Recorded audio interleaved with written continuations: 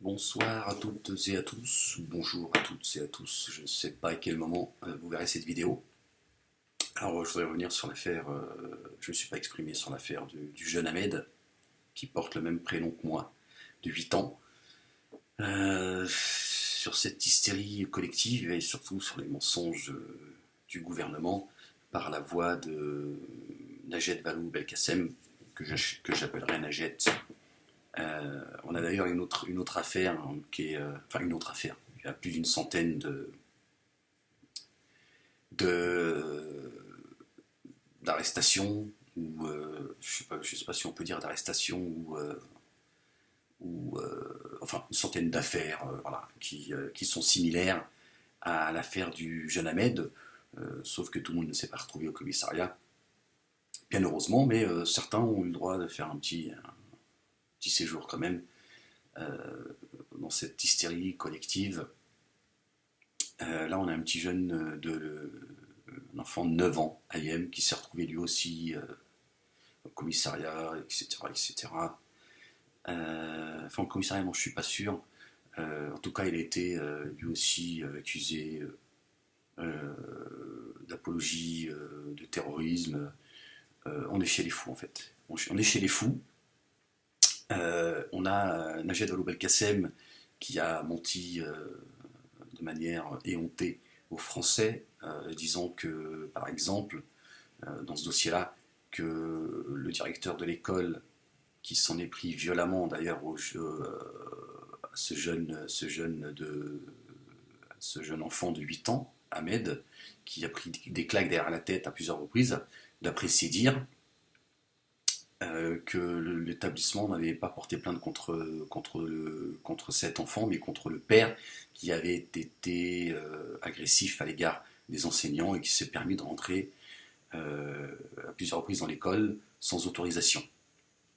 Forcément, je pense que c'est un père qui était, à mon avis, anxieux et inquiet, vu les déclarations qu'a fait ce gamin.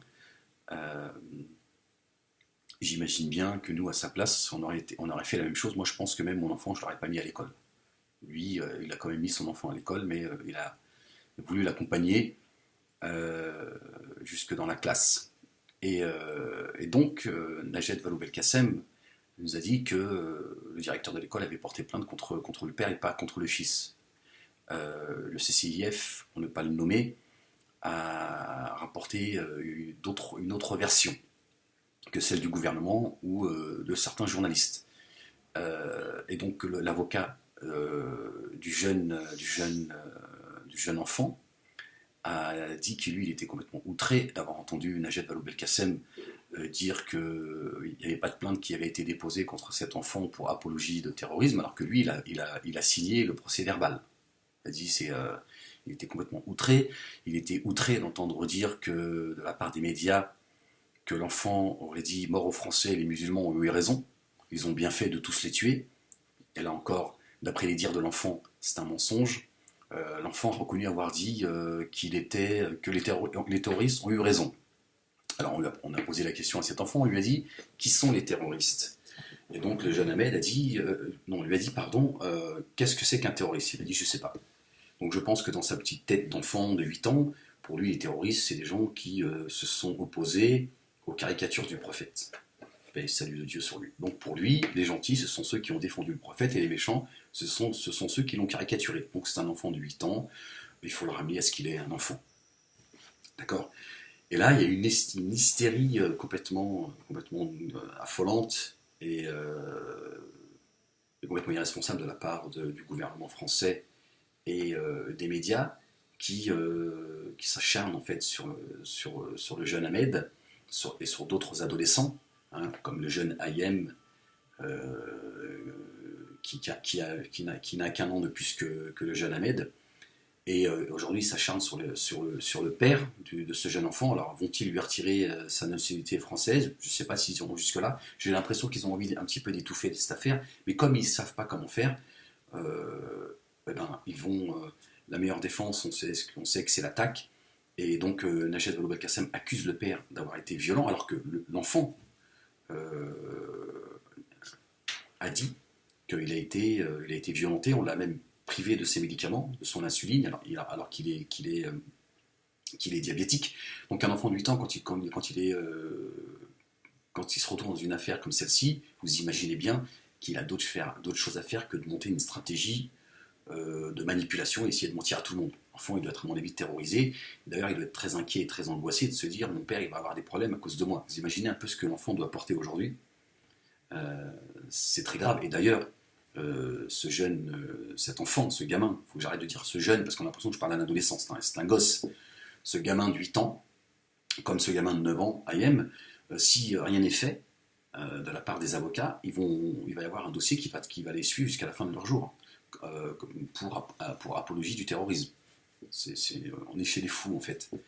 Et donc cet enfant a quand même rapporté certains faits qui sont extrêmement graves. Je pense que s'il y avait une plainte qui devait être déposée, c'est bien contre le directeur de cette école qui s'est permis de violenter le gamin parce qu'il est contre Charlie, et apparemment il ne voulait pas se soumettre à la minute de silence. Donc voilà où est-ce qu'on en est aujourd'hui. J'ai lu d'ailleurs un article, je crois que c'était sur Rue 89, il y a un écrivain, je ne sais plus comment il s'appelle, qui avait rencontré Michel Houellebecq avant que Michel Houellebecq n'écrive son roman, et apparemment ils avaient des atomes crochus, se sont reconnus dans certaines de leurs pensées. Et à un moment donné, il dit qu'il ne comprend pas que certains trouvent que les caricatures des prophètes sont plus importantes que de tuer des gens. Voilà, et que donc il trouve ça extrêmement inquiétant qu'il y ait des gens qui n'acceptent pas qu'on blasphème leurs prophètes et que pour lui, ce sont des fanatiques. Donc voilà, où est-ce qu'on en est aujourd'hui? C'est quand même incroyable. C'est-à-dire que si tu ne dis pas je suis Charlie, et si tu dis je suis contre ce blasphème, en gros, derrière le mot blasphème, il faut y mettre des mots, c'est l'insulte, c'est l'irrespect, c'est voilà. Ils vont vous parler d'irrévérence, etc. En fait, voilà, c'est je t'emmerde et je crache sur ce que tu es et sur tes sentiments, etc. etc. Et donc tu deviens tout de suite, t'es qualifié, t'es mis dans une case djihadiste, terroriste, fanatique, extrémiste. C'est quand même incroyable. C'est quand même incroyable qu'on soit mis dans cette case parce que nous aimons profondément notre bien-aimé Mohammed, comme nous aimons notre bien-aimé Jésus, notre bien-aimé Moïse, paix sur eux, et notre bien-aimé Joseph. En ce moment, je lis la sourate de Joseph, qui est un enseignement extraordinaire. Voilà, nous aimons les prophètes. Et nous avons un amour parfois plus profond pour certains que d'autres, mais voilà, c'est l'affinité de chacun, c'est chacun avec ses sentiments. Nous avons de l'amour pour notre mère Marie, que Dieu l'agrée. C'est comme ça. Est-ce que pour autant on doit être qualifié d'extrémiste, de gens dangereux? C'est quand même incroyable que on inverse les rôles. Moi, en réalité, comment je vis les choses? Je vis les choses complètement différemment de ce que l'on dit. J'ai l'impression que ce que l'on dit de moi, en tant que croyant, c'est exactement ce que je ressens de l'autre côté. En fait, les musulmans dans leur ensemble, alors je ne vais pas parler en leur nom, mais en tout cas, moi, mon entourage, ceux que je connais, on n'a aucune envie d'imposer quoi que ce soit. S'il y a bien une intolérance quelque part, c'est intolérance, laïque et démocratique, qui veut absolument nous soumettre au prophète Charlie. C'est quand même incroyable. Ces gens qui nous disent oui, ces gens qui n'acceptent pas le blasphème sont des gens dangereux, ce sont des fanatiques. C'est vous qui voulez imposer votre religion qui s'appelle la démocratie. Moi, en tant que musulman, je reprends ce qui est écrit dans le Coran, lakum dinukum waliya din. À vous votre religion, à moi la mienne. Vous avez fait de la démocratie une religion. C'est pas ma religion. Je respecte les lois les lois de ce pays. Tant que ces lois tant que ces lois sont justes avec les hommes. Et là, je parle pas juste avec les musulmans, avec les hommes. Voilà. Je suis respectueux des lois de la République, comme la majorité de tous les musulmans. Voilà. Mais pourquoi est-ce que vous voulez absolument nous soumettre à votre dictature de non-croyants. C'est quand même incroyable. Et là, aujourd'hui, on en arrive à quoi? On stigmatise toute une population, une partie de la population française, en l'occurrence la communauté musulmane, à travers ces faits divers que l'on crée en réalité, que l'on instrumentalise, mais voilà, il y a une volonté. Quand j'étais adolescent,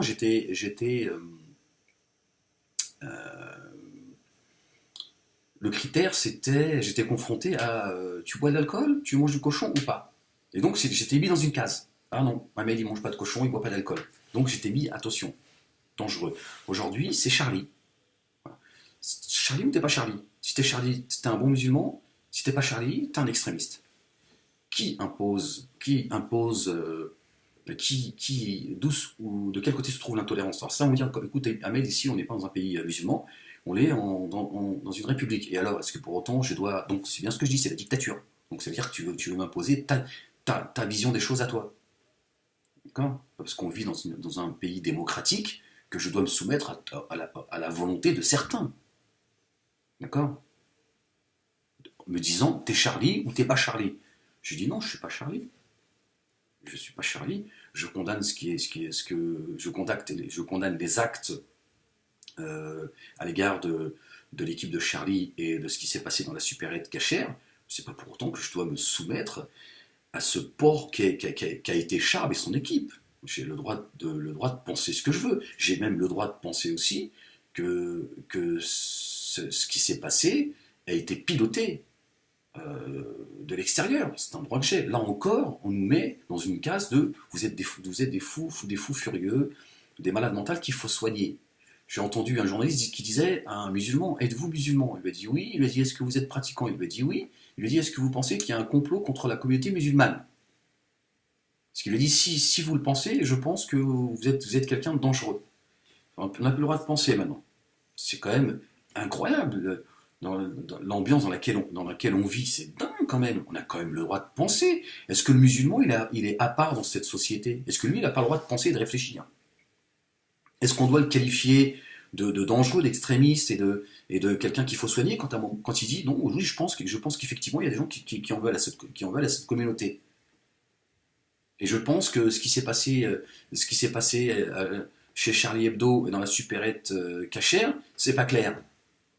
Parce que pour autant, on doit être qualifié de gens dangereux. Est-ce que le fait de dire oui, non, je me sens pas Charlie, là encore, non, c'est extrêmement grave. Je pense que il y a vraiment des gens, pour le coup, qui dans ce pays ne veulent, d'ailleurs, ils veulent que l'islam ne puisse jouir de ce qu'il est, ni en Europe, ni dans les pays du Moyen-Orient. Donc avec eux, pour eux, les choses sont claires. Et oui, je pense qu'il y a des gens, ils ont décidé de mener une guerre contre les musulmans. Pas contre l'islam, contre les musulmans. En disant, voilà, on va durcir les choses, ce sera tolérance zéro. Et donc on en arrive à quoi? À ce genre de... On est chez les fous, quoi. C'est-à-dire que c'est fou de s'en prendre à des gamins de la sorte, quoi. On veut nous parler de civilisation. Vous vous rendez compte, le gamin, il a pris des claques. Parce qu'il a dit, je ferai pas la minute de silence. Attends, moi, je viens pas imposer ma religion à coup de baffe dans la gueule, hein, excusez-moi. Les musulmans, ils ne demandent pas aux gens d'aller à la mosquée de force. Donc, qu'est-ce que c'est que cette démocratie que l'on veut imposer? Si ta démocratie, allez, c'est une bonne chose. Alors, moi, je ne crache pas sur cette France, sur cette démocratie de manière complètement débile. Je pense qu'il y a de très bonnes choses. Il y a des choses, d'ailleurs, qui sont certainement beaucoup plus louables que même dans certains pays musulmans, mais tout n'est pas parfait et tout n'est pas bon dans cette démocratie. Il y a des choses que je rejette. Est-ce que j'ai le droit, en tant que Français, de confession musulmane? Apparemment, non. Donc il y a bien un problème. Il y a bien un problème dans ce pays. C'est pas normal que parce que je suis de confession musulmane et que je rejette certaines choses, je suis mis dans une case d'extrémistes, etc., etc. Et qu'on s'en prenne de la sorte sur des gamins qui ont 8, 9 ans. Des adolescents de 14, 15 ans qui provoquent la police, etc., etc., etc. C'est quand même incroyable. Il y a quelque chose qui tourne pas rond.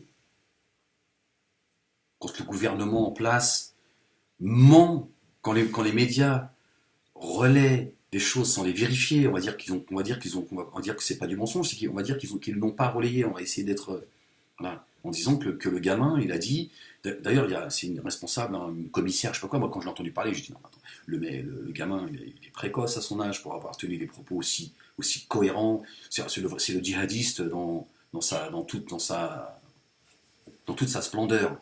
C'est bien fait pour les Français, les terroristes, les musulmans ont eu raison de tous les tuer, etc. etc. J'ai bien vu que c'est pas des propos qu'un gamin de cet âge-là aurait tenu. Effectivement, il a dit, il l'a reconnu, avoir dit que les terroristes avaient raison. Pour lui, les terroristes, ça veut dire c'est des gens qui défendent le prophète. Est-ce que cet enfant-là a le droit d'avoir de l'amour pour notre bien-aimé Mohammed alayhi salam?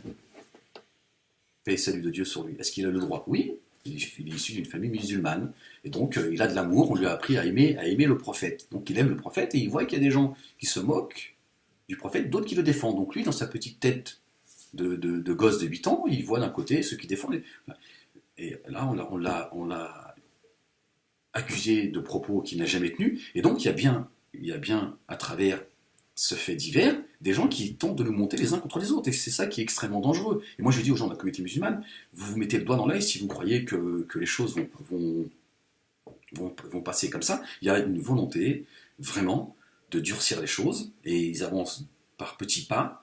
Et là, aujourd'hui, les choses nous montrent bien qu'il y a une réelle volonté de s'en prendre à la communauté musulmane et à s'en prendre à ce qu'ils ont de plus profond, c'est leur foi, c'est un fait. On n'est plus aujourd'hui, on a dépassé le stade du repas à la cantine.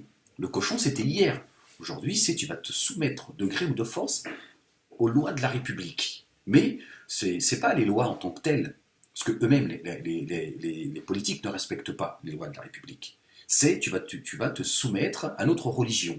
C'est-à-dire ta religion, tu vas te désintégrer pour t'intégrer, de gré ou de force. Sinon, on va vous mener une bataille. Et moi, je crains des mois et des années à venir qui risquent d'être extrêmement difficiles, même si moi je relativise, parce que dans le fond, dans l'absolu, moi j'ai envie de dire aux musulmans, vous savez, il y a un jour qui est bien plus terrible que ce qui peut nous arriver sur Terre, même si les musulmans et les non-musulmans vivent des choses parfois qui dépassent l'entendement. Et il y a un jour bien plus terrible, ce sera le jour du jugement dernier. Et donc, quoi que l'on vive dans ce monde, ça ne restera que quelque chose que l'on peut comment dire ça, porter comparé à ce jour terrible qui nous attend. Donc, voilà, je pense qu'il faut quelque part se tranquilliser et de se dire voilà, pour les musulmans, ce n'est qu'une épreuve. Accrochons-nous à la corde du Très-Haut. Ça reste qu'une épreuve. Voilà, Dieu, à travers cette épreuve, peut-être qu'il verra quels sont ceux qui sont sincères, quels sont ceux qui vont tourner le dos. Je ne sais pas. En tout cas, c'est le climat médiatico-politique est inquiétant. C'est très inquiétant de voir que ceux qui crient à la démocratie toute la journée, imposent leur vision des choses, imposent leur religion dans le mensonge et en s'en prenant aux enfants de ces familles. Ce sont nos enfants. Ahmed, c'est notre gamin. Ayem, c'est notre gamin. D'accord? Donc ils s'en prennent à nos enfants pour instaurer leur religion. Et ils viennent nous traiter, nous, d'intolérants et nous accuser de choses qui sont extrêmement graves, de déséquilibrés, qu'il faut rééduquer, d'extrémistes. Voilà. Je dis ceux qui pensent que, j'ai entendu de la part de journalistes, hein, ceux qui pensent qu'effectivement, il y a des gens qui s'en prennent, qui en veulent à la communauté musulmane, pour eux, on est cinglés. Voire, sommes des extrémistes extrêmement dangereux. Pour eux, c'est un signe, ne pas se soumettre, ne pas faire que nos enfants ne fassent pas la minute de silence et qu'on s'offusque du blasphème à l'égard de notre bien-aimé Mohammed, pour eux, c'est un signe d'un fanatisme évident. Donc, ça veut dire, nous n'avons, dans cette République, pas le droit d'avoir des sentiments propres. C'est quand même incroyable. C'est juste délirant. Alors, j'espère que le jeune Ahmed aura une issue lui, le jeune Ayem et d'autres, et leur famille, auront une issue favorable. J'espère que les avocats arriveront à faire en sorte qu'il n'y ait rien dans leur dossier, que j'espère qu'il y a encore des hommes et des femmes, que ce soit dans le monde politique, journalistique, etc., qui se battront aux côtés des musulmans pour dire stop, ça suffit, vous exagérez, c'est vous qui êtes en train de faire que les plus tolérants vont finir à un moment donné effectivement par se radicaliser, parce que certains, et moi je pense que c'est pas du fantasme, et je voudrais pas faire peur aux gens, mais je pense que certains la veulent vraiment cette guerre civile, ils poussent, ils poussent, ils poussent, ils poussent, et que Dieu éteigne le feu, qu'ils fassent échouer leur stratagème, parce que certains ont, voilà, c'est vers cela qui nous poussent, c'est à ce qu'on finisse par se foutre sur la gueule, et ils seront spectateurs cachés à l'abri, et ils viendront récolter le fruit de ce qu'ils auront mis en place. Voilà. Moi, je vous le dis tout de suite, je ferai comme Mohamed Ali. Moi, je ne me prendrai pas, alors, je n'aime pas trop cette formule français de souche, mais moi, je n'irai pas m'en prendre à Pierre-Paul parce qu'on me dit que non, non, j'ai ni envie d'imposer ma vision des choses, ni ma sensibilité, ni ma croyance, et je n'irai pas m'en prendre à lui, et je ferai ce que je peux pour lui dire je ne suis pas ton ennemi, fais attention que tu te trompes de combat. Après, je me défendrai parce que bah, à un moment donné, il faut bien se défendre si on est agressé. Mais en tout cas, je ne me laisserai pas emmener vers les abîmes parce que certains nous poussent sérieusement vers une guerre civile parce qu'ils ont un objectif et ce sont des fanatiques réellement et ils traitent les autres de fanatiques comme le fait Najed Vallaud-Belkacem qui traite le père de ce jeune Ahmed de violent parce que pour faire oublier que c'est ce jeune Ahmed, ce gamin, pardon, de 8 ans, qui a été agressé physiquement. On l'a même privé de ses médicaments. Ça aurait pu mal tourner cette affaire. Il est diabétique. On l'a privé de son insuline. Et donc il a pris des baffes derrière la tête. Et on dit, le père, il s'est mal... Donc voilà. Donc on a affaire à quelqu'un qui, en fait, qui a menti aux Français. C'est extrêmement grave. Et c'est vérifiable. En tout cas, il y a une chose qui est vérifiable et qui remet en question l'honnêteté de Najed Vallaud-Belkacem et de son gouvernement, c'est d'avoir fait croire aux Français à travers les médias que le directeur de l'école a porté plainte contre le père d'Ahmed, alors que en fait non, il y a bien une plainte qui a été déposée pour apologie de terrorisme sur un gamin de 8 ans. Vous vous rendez compte? Et la même chose pour le jeune Ayem qui n'a que 9 ans. Donc si on s'en prend à nos enfants, le symbole il est fort et il est donc à la hauteur d'une certaine réalité. Donc je dis aux musulmans, accrochons-nous à notre religion, tout cela n'est qu'une épreuve, Dieu jugera des gens sincères, qui mettent la sincérité dans nos cœurs, qui affermissent nos pas et nos cœurs,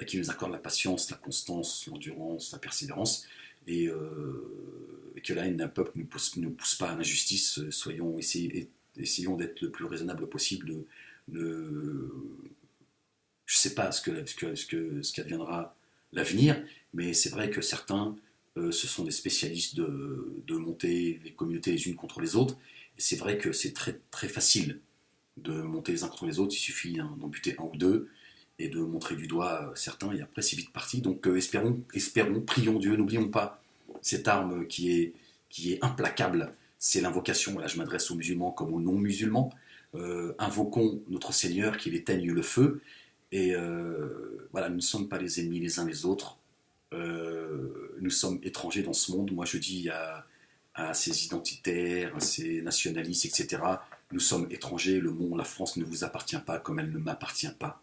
Tout ça, ce n'est rien d'autre qu'une ruse du diable, et la ruse du diable d'ailleurs est faible, le monde appartient à Dieu, et tout disparaîtra, il ne restera que la face de Dieu. Ça, c'est un fait. Et là, c'est le croyant qui parle, donc ceux qui ne croient pas me diront oui, mais ça, c'est ta croyance, Ahmed. Je dis tout homme goûtera à la mort, toi comme moi. Donc, nous ne sommes que des étrangers dans ce monde. Donc, croyants ou pas croyants, réfléchissons à l'avenir. Ne laissons pas à nos enfants un monde de haine. Et ne nous laissons pas envahir par les émotions. Ne nous laissons pas tromper par ceux qui ont tout intérêt à ce qu'on se foute sur la gueule, parce que je vous le dis, hein, je vous le répète, Najed Vallaud-Belkacem, le jour où ça pètera, elle ne sera pas dans la rue, hein, sachez-le. D'accord, ce sera vous et moi et nos enfants. D'accord. Donc elle est gentille, Najat Vallaud-Belkacem, mais il faut lui dire, écoute, ta religion, ta laïcité et ta démocratie, très bien, mais à un moment donné, si c'est pour apporter le désordre, ben, finalement, je préfère la religion d'Ahmed. Parce qu'Ahmed, il nous appelle à la sagesse, au partage et à la tolérance. Hein. Je vous le dis, là, qu'on me dit, c'est écrit, c'est coranique. Hein. Nulle contrainte en religion, également. D'accord. Donc voilà, chacun, voilà, moi je dis, si tu veux croire aux girafes, bah tu crois aux girafes, t'as le droit. Si tu veux dormir avec ta girafe, bah tu dors avec. Tu me laisses moi aller à ma mosquée, me prier, croire en Dieu, croire en Mohamed. Si tu crois pas, bah t'as le droit de ne pas y croire. Et puis attendons que la mort nous appelle, et puis Dieu reconnaîtra les siens. Voilà. Et essayons de laisser un avenir à nos enfants un peu plus serein que celui qu'on est en train de nous préparer, parce que ni vous ni moi n'avons intérêt à ce que demain ça pète. Voilà. Euh, je voudrais remercier ceux qui ont mis à la poche, qui m'ont permis de faire cette vidéo devant mon Macintosh, hein, que je suis allé chercher hier. Donc vous avez dû, certains ont dû se dire, tiens, le cadre il a changé, Ahmed. Oui, en fait, je fais plus mes vidéos devant mon, mon téléphone, mais devant mon Mac, en espérant pouvoir acheter une caméra dans les semaines, voire les mois à venir, parce que bon, chacun y fait comme il peut. Donc je remercie ceux qui mettent la main à la poche pour me permettre de travailler, comme j'ai pu vous le dire, de manière un petit peu plus confortable. Donc ceux qui ont envie de continuer à soutenir mon travail, vous allez sur labanlieusexprime.org et puis voilà. Si vous voulez contribuer à cela, vous êtes les bienvenus et je vous en remercie par avance. Voilà. Bon, ben, à la prochaine vidéo. Je vous salue. J'ai un petit peu l'œil rouge, vous avez vu. Je ne sais pas si c'est un coup de froid ou. Voilà, ça fait du bien de pouvoir s'exprimer, de ne pas avoir forcément les lunettes sur le nez. Alors j'espère aussi que je pourrai à un moment donné acheter quelque chose pour pouvoir éclairer. On s'en fiche, hein, à la limite, c'est ce qui est important, c'est ce que je dis, parce que c'est pas. Mais c'est vrai, comme certains me disent, c'est plus agréable de pouvoir regarder une vidéo où il y a un peu plus de lumière que d'être dans l'ombre. Voilà, bon ben je vous salue et puis souhaitons à Ahmed, à Ayem et à ceux qui sont accusés d'actes de terrorisme de trouver un petit peu de paix, surtout pour ces gamins qui sont vraiment très très jeunes. Et j'espère que, je vais finir là-dessus, j'espère que les enseignants, à un moment donné, se lèveront. Je suis très étonné de leur silence. Je ne sais pas s'ils partagent ce qui s'est passé. Ils auraient dû, à mon avis, profiter de saisir l'occasion de se faire entendre et de dire à cette démocratie de ne pas toucher à nos enfants, parce que quand une société, quand elle s'en prend à nos enfants, c'est qu'il n'y a plus grand-chose à espérer. Donc je pense que c'était le moment de dire stop, ça suffit. Là, vous avez dépassé les limites. Ce ne sont que des gosses. Donc les gosses, il faut les traiter pour ce qu'ils sont. Les gosses, les adultes, c'est vous, c'est pas eux. Et donc de sortir dans la rue, parce que je pense que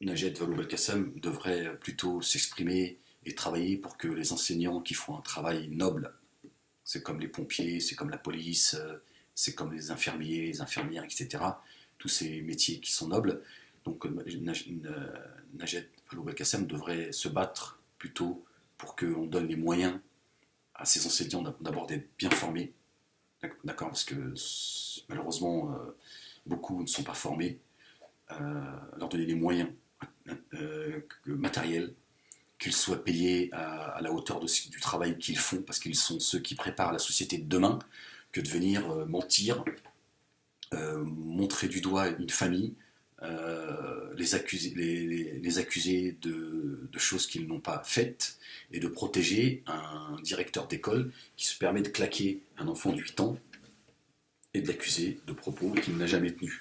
C'est extrêmement grave.